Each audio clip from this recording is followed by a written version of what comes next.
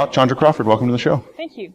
How are you going to upscale your singing of the anthem when you win another medal? Oh, What do you got planned for this time? if I manage to get on that podium, it'll be no problem to conjure up all kinds of emotion. But certainly, it's been a really rough quadrennial, and not only that, the event in 2010 is not the event I won in 2006. So I'm adjusting my expectations, and I'm just going to go in there and do my best, which is what I did last time, so hopefully it works out. Well, we were talking to Devin earlier about Classic versus the skate, and have you been training for Classic now for the past 4 years, knowing that it'll be this time around?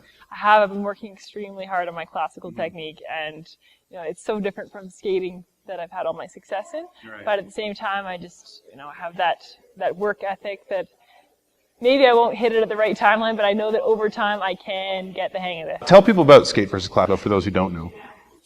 So classical skiing is the traditional style in the tracks. You have long skis, and you have sticky wax right under your foot. That's how you grip and move forward.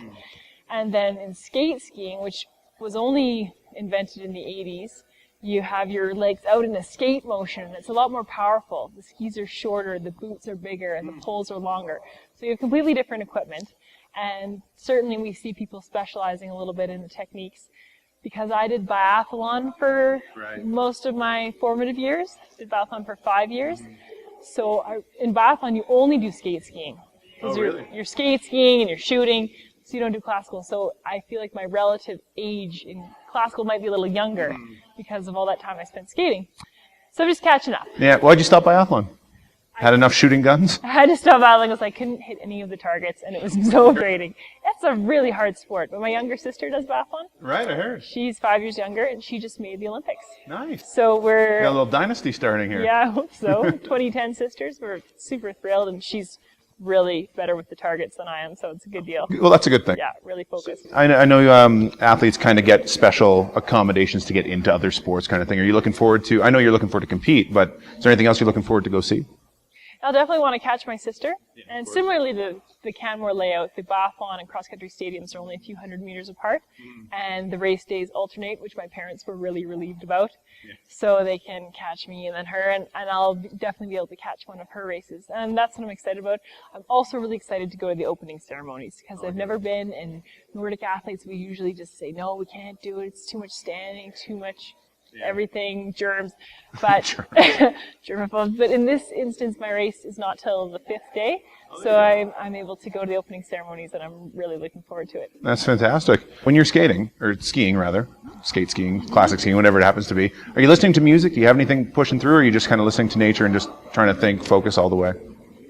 Some of them are long races. Yeah, long races. I don't listen to music in races. There's a lot going on already. But I will listen to, say if I have to do long training on my own, I'll listen to the radio or a podcast just so I feel like I have some company. I train a lot better with people.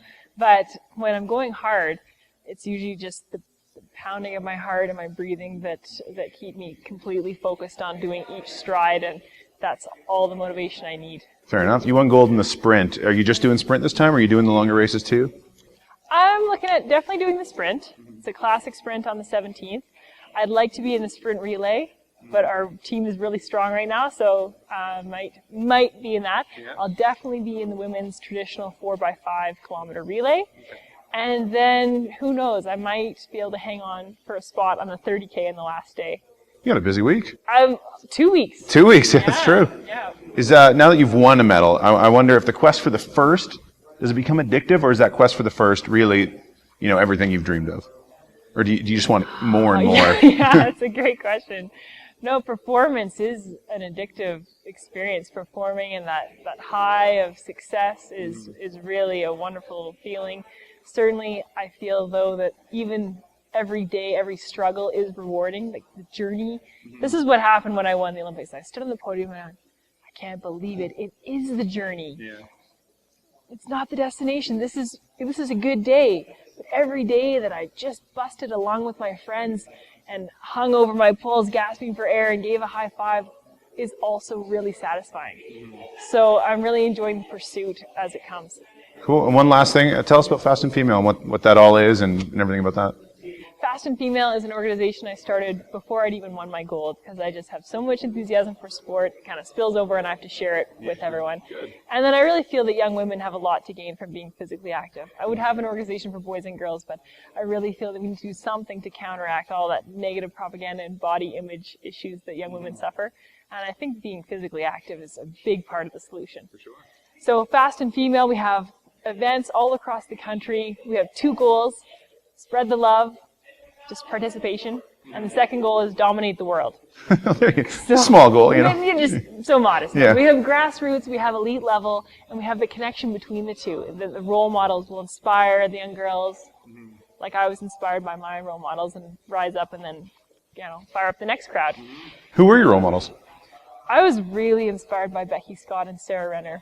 And they're both here. They're both here, yeah. And they're 8, 9 years older than me, so I was able to really look up to them at a time when they started just taking names on the World Cup, and they always had this beaming smiles and personalities, and Canada on their back, winning races.